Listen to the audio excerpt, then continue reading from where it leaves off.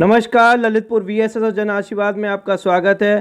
प्रतिभा कभी छिपती नहीं है। इसी क्रम में हम आपको ऐसे ललितपुर के बुंदेलखंड के और बुंदेलखंड में ललितपुर के ऐसे शिक्षिका से रूबरू कराएंगे। उनको फेस ऑफ द ईयर 2021 का अवार्ड मिला है। हम आपको बता दें, सत्वे जयते एक ऐसी संस्था है जो कि प्रतिभा को खोजती है और शिक्षा के क्षेत्र में काम करती है। ऐसे ही शिक्षक जिनका नाम है ऋचा अग्रवाल, उनसे हम आपको रूबरू कराते हैं, आमना सामना कराते हैं और जानते हैं कि यह किस कारण और क्या क्या काम उन्होंने किए हैं तो यह और इन्होंने अवार्ड जीता। आइए हमारे साथ।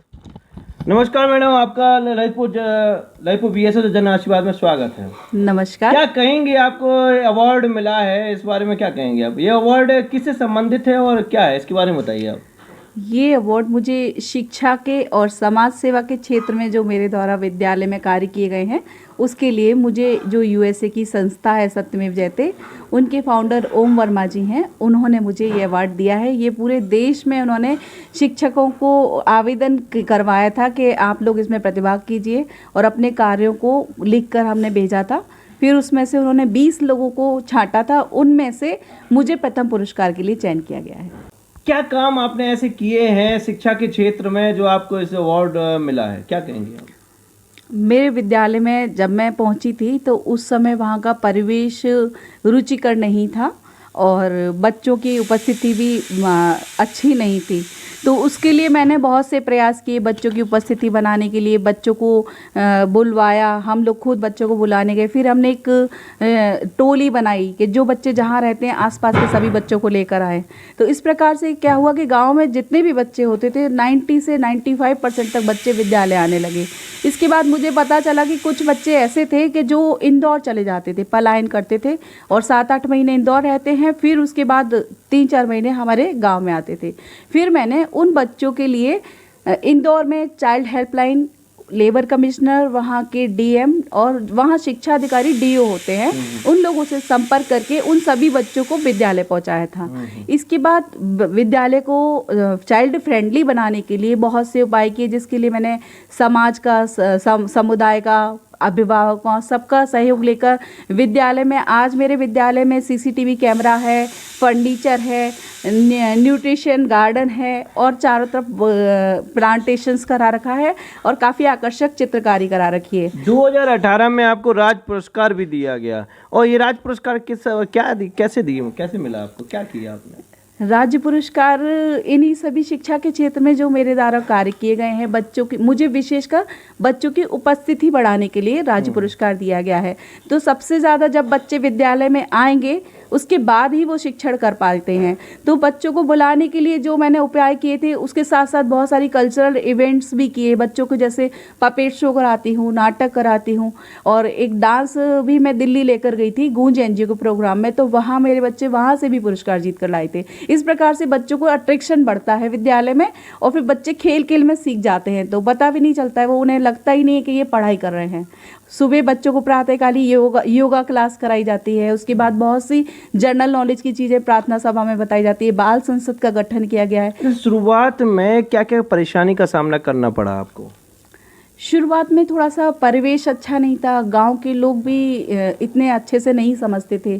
जैसे मैंने शुरू में प्लांटेशन किया तो बहुत सारे पेड़ बच्चे या पेरेंट्स उन्होंने अच्छे से रह नहीं पा रहे थे। फिर मैंने समुदाय को उसके साथ जोड़ा, बच्चों को उसकी मॉनिटरिंग करने के लिए कहा।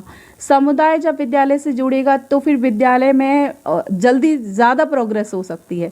तो समुदाय को जोड़ने के लिए उनसे संपर्क किया, उनको समझाया, उनको हेल्थ और हाइजीनिक के बारे में भी बताया है। उनको, महिलाओं को भी मैं जागरूक करती हूँ सैनिटाइजेशन के लिए, हेल्थ के बारे में, उनके अधिकारों के बारे में, हेल्पलाइंस नंबर्स के बारे में। तो जब ये जुड़ने लग जाते हैं शिक्षा से, विद्यालय को अपना समझते हैं, जब वो विद्यालय में अगर कुछ छोटा सा भी काम करके जाते हैं, मैंने उनसे ही काम करवाया तो उन्होंने क्यारियाँ बनाई, तो वो विद्यालय की सुरक्षा खुद ही करने लग जाते हैं। तो फेस ऑफ द ईयर पुरस्कार आपको मिला है। भारत के ऐसे कितने से शिक्षकों को पॉइंटेड किए, चुना गया था, क्या कहेंगे? Face of the year award उन्होंने पूरे देश से शिक्षकों से आवेदन कराए थे, जिसमें से 20 शिक्षकों को चुना गया था और 20 में से फिर उन्होंने मुझे प्रथम पुरस्कार के लिए चुना है। ये जो ललितपुर के शिक्षा विभाग के आला अधिकारियों ने आपकी मदद की, क्या कहेंगे? शिक्षा अधिकारी तो विद्यालय में, जैसे मेरे विद्यालय में फर्नीचर है तो फर्नीचर के लिए मेरे शिक्षा अधिकारी हैं, हमारे बीएसए सर, एबीएसए सर और जो और भी अधिकारी हैं, उन लोगों ने थोड़ा सा डोनेशन किया था जिससे मेरे विद्यालय में फर्नीचर हुआ था। तो ये भी उनका बहुत बड़ा सहयोग है। कहाँ अधिकारी किसी विद्यालय में देते नहीं है, लेकिन मेरे विद्यालय में मेरे अधिकारियों ने सहयोग किया था। ललितपुर में सरकारी जो टीचर हैं, सरकारी टीचर हैं, उनको आप क्या संदेश देना चाहेंगे? मैं कहना चाहती हूँ कि एक टीम वर्क के रूप में काम करें। ये काम अकेला मेरा नहीं है, मेरा पूरा विद्यालय का स्टाफ, एसएमसी के सदस्य, अध्यक्ष, ग्राम प्रधान और मेरे सभी अभिभावक मिलकर विद्यालय को बनाते हैं। और यदि हम इन सबको लेकर अपने विद्यालय का विकास करने का प्रयास करेंगे तो हम लोग जरूर सक्सेस पाएंगे। और जो हमारा उद्देश्य है कि बच्चों को शिक्षा की मुख्य धारा से जोड़ना, तो हम अपने लक्ष्य को प्राप्त कर सकते हैं। चलिए, बहुत बहुत धन्यवाद आपका। Thank you. ये हमारे साथी ऋचा अग्रवाल जो कि नदनवारा में टीचर हैं और इन्होंने बुंदेलखंड नहीं ललितपुर को पूरे देश में, पूरे विश्व में ऊपर उठाया। हम आपको बता दें, 7वें जयंती संस्था प्रतिभाओं के सम्मान और उनके विकास में सदैव तत्पर रहती है और शिक्षा के क्षेत्र में और गरीबों के क्षेत्र में आर्थिक और मदद करती है। ऐसे ही हम चर्चित व्यक्ति और चर्चित स्थानों से आपको आमना सामना कराते रहेंगे। आप इसी तरह हमारे साथ बने रहिए। धन्यवाद।